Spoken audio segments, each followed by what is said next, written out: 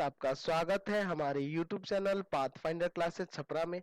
जिन लोगों ने अभी तक इस चैनल को सब्सक्राइब नहीं किया है, चैनल को सब्सक्राइब करें, बेल आइकन दबाएं ताकि हमारे वीडियोस के अपडेट्स आपको समय समय पे मिलते रहें। यह आपका पार्ट 1 वीडियो इस चैप्टर का। पार्ट 1 वीडियो में आज हम लोग पढ़ेंगे वास्तविक संख्याएं यानी कि real numbers. Real numbers chapter start करने से पहले एक बात आपको बता दें कि हमारे चैनल पे आपको सारे सब्जेक्ट के वीडियोस अवेलेबल है। केसी सिन्हा का भी सॉल्यूशन आपको मिलेगा, सारे बुक का solution 9th 10th 11th 12th के मिलेंगे। ठीक है, अगर आपको उसकी लिंक की जरूरत हो तो हमारे व्हाट्सएप नंबर 7301778899 पे व्हाट्सएप करें और उस लिंक को ले सकते हैं आप व्हाट्सएप के जरिए, या फिर आप अपने चैनल पे जाके प्लेलिस्ट में जाके इसको देख सकते हैं। ठीक है, तो चलिए हम लोग चैप्टर शुरुआत करते हैं। वास्तविक संख्या रियल नंबर। ठीक है, ये एनसीईआरटी का बुक होगा और एनसीईआरटी से इसमें हम लोग पढ़ेंगे। ठीक है, तो सबसे पहले हम लोग शुरू करते हैं संख्या से। संख्याएं, नंबर्स। ठीक है, नंबर्स। तो नंबर्स जो होते हैं ना, दो तरह के होते हैं। एक होती है वास्तविक संख्याएं, वास्तविक संख्याएं, और दूसरी होती है काल्पनिक संख्याएं, काल्पनिक संख्याएं। ठीक है, चलिए, तो वास्तविक संख्याएं को अंग्रेजी में कहते हैं रियल नंबर्स, रियल नंबर्स, और इसको कहते हैं इमेजिनरी नंबर, इमेजिनरी नंबर। चलिए, वास्तविक संख्या वैसी संख्या को कहते हैं जिनका कोई वास्तविक मान हो और जिनको संख्या रेखा पर आप प्रदर्शित कर सकते हो, जैसे -3 हुआ, 2/3 हुआ, 5 हुआ, -7 हुआ, √3 हुआ, -√5 हुआ, ये सब कहलाएंगे वास्तविक संख्या, है ना। और काल्पनिक संख्या क्या होती है, जो रूट के अंदर निगेटिव हो, जैसे √1, √2, √3, है ना, रूट के अंदर माइनस में, है ना। तो ये सब क्या कहलाती है, काल्पनिक संख्या है। ऐसे आगे चल के आप इन संख्याओं के बारे में क्लास 11th में पढ़ेंगे। तो इसको कहते हैं एक्चुअल में √1 का वैल्यू हम लोग एक ग्रीक सिंबल आयोटा से डिनोट करते हैं। इसको आई जैसा ही लिखा जाता है, इसको आयोटा पढ़ते हैं। ठीक है, ये एक ग्रीक अक्षर है, जिसके बारे में आप लोग क्लास 11th में डीपली पढ़ेंगे, लेकिन अभी हम लोग इसके बारे में बात करेंगे। तो आपको बता दें कि अगर इन संख्याओं की, जितनी भी हम लोग संख्या भी पढ़ने जा रहे हैं, इनकी परिभाषा की जरूरत होगी आपको, तो आप क्लास 9th के वीडियोस में जाके देखेंगे। अभी हम लोग सबको ओरली समझेंगे क्योंकि हम लोग क्लास 10th में है, और ये बहुत समय से आप 7th में भी पढ़े होंगे संख्याओं के बारे में, 8th में भी पढ़े होंगे। तो परिभाषा देने की अभी कोई आवश्यकता नहीं है, बस डायरेक्ट आप उनको जान लीजिए और चैप्टर में आगे बढ़िए। तो सबसे पहले हम लोग वास्तविक संख्या देख लिए। अब वास्तविक संख्याओं की बात करें तो ये भी दो प्रकार की होती है। वास्तविक संख्या कितनी प्रकार की होती है, दो प्रकार की। एक होती है परिमेय संख्या, एक होती है परिमेय संख्या, है ना, और दूसरी होती है अपरिमेय संख्या, अपरिमेय संख्या। चलिए, तो परिमेय संख्या किसको कहते हैं, अंग्रेजी में इसको कहते हैं real rational number, rational number. ठीक है, और अपरिमेय संख्या को कहते हैं इरेशनल नंबर, इरेशनल नंबर। ठीक है, अब देखिए परिमेय संख्या वैसी संख्या को कहते हैं, आप परिभाषा पहले से ही पढ़ते आ रहे हैं, जो p/q के रूप में हो और q नॉट इक्वल टू 0 ऐसे होती है ना। जैसे मान लीजिए 2/3 लिखिए, 4/7 लिख दीजिए, 0 भी लिख दिए क्योंकि इसके बाई में तो 1 है ना, 4 लिख दिए, इसके बाई में 1 है, तो ये सब परिमेय संख्या के एग्जाम्पल हो गए। और अपरिमेय संख्या है जिनको p/q के फॉर्म में नहीं लिखा जा सकता है। ठीक है, जैसे इसमें अगर हम एग्जांपल बात करें, √2 हो गया, √3 हो गया, √5 हो गया, इन सब ये सब संख्या, √4 नहीं हुआ क्योंकि तो 2 का स्क्वायर होता है ना। तो ये आपको क्लियर हो गया कि परिमेय संख्या क्या होती है, अपरिमेय संख्या क्या होती है। तो ये पहले की परिभाषाएं ऐसी थी, लेकिन अब हम लोग जानेंगे थोड़ा सा, आप 9 में भी पढ़े होंगे कि परिमेय संख्या का दशमलव प्रसार जो होता है ना, दशमलव प्रसार, दशमलव प्रसार वो शांत होता है या अशांत आवर्ती होता है। यानी कि यहां से एक और परिभाषा आप कह सकते हैं कि ऐसी संख्याएं जिसका दशमलव प्रसार शांत हो या अशांत आवर्ती हो, वो कौन सी कहलाती है, परिमेय संख्या कहलाती है। ऐसे भी आप परिभाषा दे सकते हैं। चलिए, और अपरिमेय संख्या जिसका दशमलव प्रसार अशांत, अशांत अनावर्ती हो, ठीक है। अब आपको समझना होगा कि शांत क्या होता है, या अशांत आवर्ती या अशांत अनावर्ती में इनमें फर्क क्या है। चलिए हम एग्जांपल से इसको पहले समझ लेते हैं, फिर संख्याओं के आगे बढ़ेंगे। मान लीजिए आपके पास एक संख्या है 1/8 और दूसरी संख्या लिए हैं हम लोग 2/3। ठीक है। अच्छा, तो इसमें ये दोनों तो परिमेय संख्या दिख रही है क्योंकि p/q के रूप में है, तो इसमें से पता कैसे चलेगा कौन शांत है और कौन अशांत आवर्ती है। तो एक्चुअल में बिना भाग किए भी पता चलता है, जिसके बारे में हम लोग इसी चैप्टर में आगे पढ़ेंगे। हम लोग भाग देख के देखेंगे अभी। यहाँ चलिए, यहाँ 0 लगाएंगे, ये कितना बार में, एक बार में 2 0 है ना, 2 बार में 16 4 0, 5 बार में 40। ये पूरा पूरा कट जा रहा है यहाँ, यानी ये जो आया पॉइंट के बाद कुछ अंक जाके कट गए, तो इसको कहेंगे शांत। ठीक है। इस तरह के दशमलव प्रसार क्या कहलाते हैं, शांत, मतलब कुछ पॉइंट तक जाके वो कट जाए। और अशांत क्या होता है, जैसे इसको देखिए, आप इसको भाग करिएगा, पॉइंट दीजिएगा 0 3 छक 18, 2 आएगा, फिर 0 3 छक 18। क्या ये कभी कटेगा, ऐसे ही आते जाएगा ना 6 6 6 6। तो इस तरह के दशमलव प्रसार को कहते हैं अशांत आवर्ती, मतलब कि ये एक पीरियड पे रिपीट हो रहा है ना, ये इसकी अंक की पुनरावृत्ति हो रही है बार बार बार बार, तो इसी को कहा जाता है अशांत आवर्ती। ठीक है। अब अशांत अनावर्ती क्या होता है, जैसे मान लीजिए अगर √2 की वैल्यू आप कैलकुलेटर से निकाल के देख सकते हैं, 1.4142 ऐसे करके अंक आएंगे। चाहे तो आप इसको भाग विधि से भी बना सकते हैं, याद होना चाहिए। 2 यहाँ लिखेंगे, पॉइंट देके यहाँ 0 0 का पेयर बनाएंगे, वर्गमूल निकालना आपको सीखे होंगे इस तरह से, और इसको बनाया जाता है। ठीक है, तो ऐसे आएगा। तो इसमें अगर ऐसा रहता तो इसमें क्या होता है, अंक रिपीट करते हैं, लेकिन यहाँ देखिए 4 आया है, 1 आया है, फिर 4 के बाद 1 आना चाहिए तब ना आवर्ती होता, लेकिन ये सेम नहीं आएगा, कभी भी रिपीट भी नहीं करेगा, इसलिए इसको अशांत कहेंगे और आवर्ती कहेंगे। ना कभी कटेगा और ना कभी रिपीट करेगा। देखना यहाँ 1 है तो फिर यहाँ 2 आ गया, 4 के बाद 1 है, यहाँ 4 के बाद 2 आ गया। तो इस तरह के दशमलव प्रसार अशांत अनावर्ती कहलाते हैं। तो यहाँ से आपको ये पता चल गया कि अपरिमेय संख्या का दशमलव प्रसार अशांत अनावर्ती होता है और परिमेय संख्या का दशमलव प्रसार शांत या अशांत आवर्ती होता है। ठीक है, इस बात को आप ध्यान रखेंगे। तो चलिए अब हम लोग परिमेय संख्या के अगले पार्ट पे चलते हैं। अब अगर बात करें परिमेय संख्या की, तो ये भी 2 तरह की होती हैं। पहला होता है भिन्न, अंग्रेजी में इसको कहते हैं फ्रैक्शन। ठीक है, और दूसरा होता है पूर्णांक, अंग्रेजी में कहते हैं इंटीजर। तो भिन्न क्या होता है, जो p/q के फॉर्म में हो और q equal to q not equal to ना तो 0 हो ना तो 1 हो, 0 और 1 कुछ भी ना हो।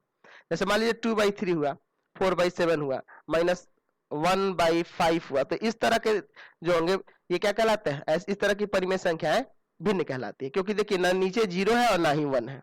ठीक है। और पूर्णांक क्या होता है कि वो p/q के फॉर्म में हो और q जो है हमेशा 1 हो, ना तो डिनोमिनेटर में हमेशा 1 रहेगा, यानी जैसे -3 -2 -1 0 1 2 3 ये सब संख्याएं क्या कहलाएंगी, पूर्णांक, क्योंकि देखिए सबके फ्रैक्शन नीचे क्या है, एक है, बटा में हर में क्या है, एक है, इसलिए सब क्या कहलाएंगे, पूर्णांक कहलाएंगे। समझ गए। अब पूर्णांक की बात करें तो पूर्णांक 3 तरह के होते हैं। ठीक है, कौन कौन से होते हैं उसको देख लेते हैं। तो पूर्णांक में पहले बात करेंगे ऋणात्मक, आपको नाम से ही परिभाषा पता चल जा रहा होगा, एग्जाम्पल पता चल रहा है, ऋणात्मक पूर्णांक है ना। तो जो माइनस वाले होते हैं उनको कहते होंगे, तो इसको अंग्रेजी में क्या कहेंगे, निगेटिव ना, निगेटिव इंटीजर, निगेटिव इंटीजर। ठीक है। अच्छा, दूसरा है शून्य पूर्णांक, शून्य पूर्णांक, शून्य पूर्णांक यानी कि 0 इंटीजर, 0 इंटीजर। ठीक है। और एक होता है धनात्मक पूर्णांक, धनात्मक पूर्णांक यानी कि पॉजिटिव इंटीजर, पॉजिटिव इंटीजर। समझ गए। चलिए, अब ऋणात्मक में -1 -2 -3 ये सब आएंगे, और 0 में सिर्फ शून्य आएगा, 0 ही आएगा, और धनात्मक में 1 2 3 ये सब। अब धनात्मक पूर्णांक को एक और नाम दे सकते हैं, किस नाम से आप जान सकते हैं, तो इसको आप एक और काम का नाम से जान सकते हैं, प्राकृत संख्या, प्राकृत संख्या यानी कि नेचुरल नंबर। क्योंकि नेचुरल नंबर की परिभाषा आप पढ़ेंगे कि ऐसे नंबर जो 1 से शुरू होकर गिनती के तरफ बढ़ते हैं वो प्राकृत संख्या कहलाता है। ठीक है। अब देखिए शून्य पूर्णांक और धनात्मक पूर्णांक दोनों को मिला दीजिएगा तो ये बन जाएगा पूर्ण संख्या, पूर्ण संख्या यानी कि होल नंबर, होल नंबर क्या होता है? तो होल नंबर जो एक से 0 से शुरू होकर गिनती की तरफ बढ़े, 0 1 2 3, ये सब क्या कहलाते हैं?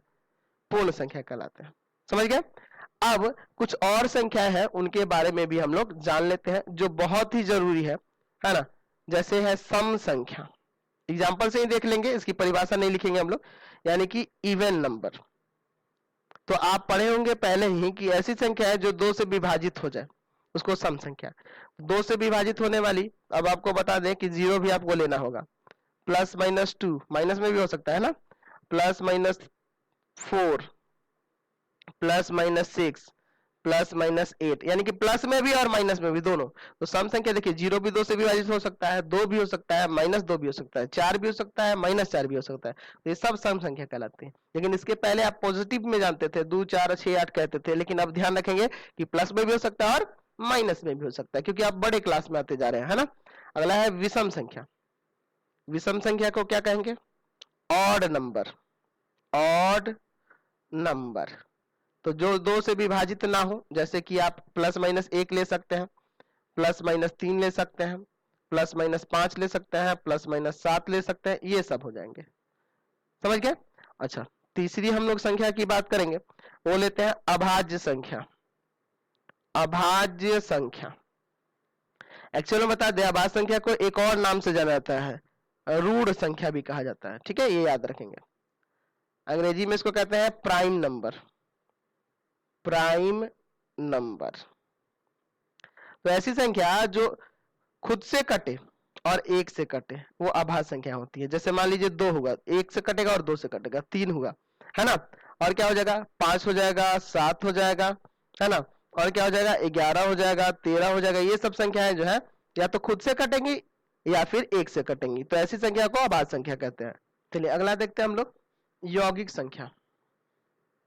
यौगिक संख्या, एक्चुअल में इसको भाज्य संख्या भी कहते हैं, भाज्य संख्या। तो इसकी उल्टी हो जाएंगे ना, ये जो अभाज्य संख्या है उसी का उल्टा। ठीक है, तो यौगिक संख्या या अभाज्य संख्या क्या होता है, इसको बारे में देखते हैं। इसको अंग्रेजी में क्या कहते हैं? तो अंग्रेजी में कहेंगे कंपोजिट नंबर। Composite number. ठीक है, अब देखिए कंपोजिट नंबर कौन से होते हैं इसके बारे में। तो ऐसी संख्या है जो 1 से कटेंगी और अपने आप से कटेंगी और किसी और संख्या से भी कट जाए, है ना? 1 से भी कटे, अपने आप से भी कटे और किसी और संख्या से भी कट जाए। तो कौन कौन सा हो जाएगा? 4 हो जाएगा, 6 हो जाएगा, 8 हो जाएगा, 9 हो जाएगा, 10 हो जाएगा, 12 हो जाएगा। देख रहे हैं ना, ये अपने आप से भी कटेगा, 1 से भी कटेगा और किसी और संख्या से भी कट जाता है। तो ये सब यौगिक संख्या यानी कि भाज्य संख्याएं कहलाती है। समझ गए? ये देखिए, एक्चुअल में ये भाज्य और अभाज्य में माइनस वाले नहीं आते हैं, क्योंकि इसमें ध्यान रखिएगा कि परिभाषा में कुछ इस तरह से लिखते हैं कि वैसी प्राकृत संख्याएं, है ना, जो 1 से कटे और अपने आप से कटे, वो अभाज्य संख्या कहलाती है। ठीक है, तो इसमें निगेटिव वाले नहीं आते हैं, अभाज्य में भी और यौगिक में भी, दोनों में माइनस वाले नहीं आते हैं। आप यहां भी देख रहे हैं। ठीक है, चलिए अगला एक और देखते हैं। अगला संख्या जो होते हैं वो हम देखते हैं असहभाज्य। ठीक है, असहभाज्य संख्या, यानी इसको अंग्रेजी में कहेंगे को प्राइम नंबर।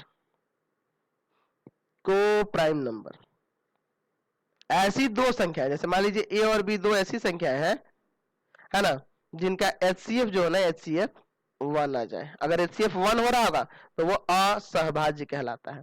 जैसे मान लीजिए अगर हम कहें 4 और 9 दोनों का HCF 1 होगा ना, तो ये दोनों असहभाज्य है। कहते हैं 4 और कितना कहते हैं 25, देख लीजिए, है ना, या कह दें 2 और 3, देख लीजिए। समझ गए ना असहभाज्य का मतलब? समझ गए? तो ये संख्याएं सारी क्लियर हो गई। अब हम लोग क्लास 10 के चैप्टर की तरफ बढ़ते हैं, कुछ टॉपिक्स है उसको समझते हैं और उसके बाद आगे बढ़ेंगे एक्सरसाइज में। तो सबसे पहले शुरू करते हैं प्रमेयिका, यानी कि लेमा क्या होता है इसके बारे में। तो प्रमेयिका एक्चुअल में एक सिद्ध किया हुआ कथन होता है। ठीक है, ये एक तरह का स्टेटमेंट है, कथन है, और इसे एक अन्य कथन को सिद्ध करने में प्रयोग करते हैं। मतलब कि ये एक ऐसा कथन होता है जिसके मदद से किसी दूसरे कथन को सिद्ध किया जाता है। ठीक है, तो चलिए अब हम लोग आगे बढ़ते हैं, यूक्लिड विभाजन प्रमेयिका को देखते हैं। चलिए तो यहाँ देखते हैं यूक्लिड विभाजन प्रमेयिका क्या होता है, यूक्लिड डिवीजन लेमा क्या है। दो धनात्मक पूर्णांक a और b दिए रहने पर, ठीक है, ए और बी क्या है, दो धनात्मक पूर्णांक है जो दिए गए हैं। ऐसी अद्वितीय पूर्ण संख्याएं Q और R विद्यमान है, इसमें ऐसी अद्वितीय संख्याएं Q और R विद्यमान है कि A बराबर BQ प्लस R, और जहां R 0 से बड़ा है या 0 के बराबर है लेकिन B से छोटा है। अब इस स्टेटमेंट का मतलब क्या है इसको समझिए। आपको याद होना चाहिए, विभाजन प्रमेय आप पढ़े थे, याद है आपको? तो इसको कहते थे भाज्य, इसको कहते थे भाजक, है ना, इसको कहते थे भागफल, कहते थे ना, और नीचे जो आता था वो शेषफल कहलाता था। तो आप विभाजन प्रमेय एक पढ़े थे, कौन सा, किस तरह से था कि भाज्य बराबर भाजक गुना भागफल और प्लस शेषफल। अब देखिए ये यूक्लिड का जो विभाजन प्रमेय है ना, ये प्रमेय का जो है ये इसी पर आधारित है। ये जो दो धनात्मक पूर्णांक ए और बी दिख रहे हैं, तो यहाँ वो संख्या है ए और यहाँ वो संख्या है बी, और ऐसी अद्वितीय पूर्ण संख्या Q और R विद्यमान कौन सी है, तो ये भागफल आ रहा है Q क्वोशेंट और शेषफल आ रहा है R रिमाइंडर R। ठीक है, तो यहां से आप निकालिएगा इसके अनुसार, तो भाज्य यानी कि A बराबर भाजक यानी कि B गुना भागफल यानी कि Q और प्लस शेषफल यानी कि R, तो यही निकलता है। तो ये इसी से आया है। ठीक है, विभाजन प्रमेय का जो है यूक्लिड का, वो कहां से आया है, इसी से। विभाजन प्रमेय का, विभाजन प्रमेय आप जब पढ़ते थे, भाज्य बराबर भाजक गुना भागफल प्लस शेष, इसी से ये उत्पन्न हुआ। तो ए यानी कि भाज्य बराबर भाजक गुना भागफल प्लस शेषफल। और ये कह रहा है क्या, इसका मीनिंग क्या है, कह रहा है कि शेषफल जो होगा ना हमेशा 0 से बड़ा होगा या 0 होगा। आप कभी भी भाग करते हैं तो भाग के क्रम में या तो शेषफल आपका 0 आता है या 0 से बड़ा आता है, लेकिन इस भाजक से छोटा यानी बी से छोटा आता है। आप करके देखिए ना, यहाँ पे भाग 2 एकम 2, यहाँ कट गया 3 आया, है ना, 2 एकम 2, 1 बचेगा। तो ये देखिए जो शेषफल आया वो तो इससे छोटा रहेगा ना हमेशा। तो वही कह रहा है कि ये जो है a बराबर बी क्यू प्लस आर, यही आपकी यूक्लिड विभाजन प्रमेय क्या है, जिसमें क्या रहना चाहिए, r हमेशा या तो 0 से बड़ा होना चाहिए या 0 के बराबर होना चाहिए, लेकिन b से छोटा होना चाहिए। तो ये इसका प्रयोग हम लोग आगे क्वेश्चन में करेंगे। ये एक तरह का स्टेटमेंट हो गया जिसके मदद से हम लोग किसी दूसरे क्वेश्चन को सॉल्व करेंगे या प्रूफ करेंगे। ठीक है, चलिए आगे बढ़ते हैं। चलिए अब हम लोग बात करेंगे एल्गोरिथम के बारे में। एल्गोरिथम क्या होता है इसके बारे में। तो एल्गोरिथम में सुपरिभाषित चरणों की एक श्रृंखला होती है, यानी कि कुछ स्टेप्स दिए गए होते हैं, चरण दिए गए होते हैं, कुछ स्टेप्स दिए गए होते हैं। ठीक है, एक श्रृंखला होगी जो एक विशेष प्रकार की समस्या को हल करने की एक विधि, है ना, या प्रक्रिया प्रदान करती है। यानी कि कुछ स्टेप्स दिए रहेंगे जो क्या करेंगे, एक विधि उत्पन्न करेंगे, किसके लिए, किसी विशेष प्रकार की समस्या को हल करने के लिए। तो चलिए एक हम लोग एल्गोरिथम देखते हैं। ठीक है, वो क्या होंगे, कुछ स्टेप्स दिए गए और उसी स्टेप्स की मदद से हम लोग क्या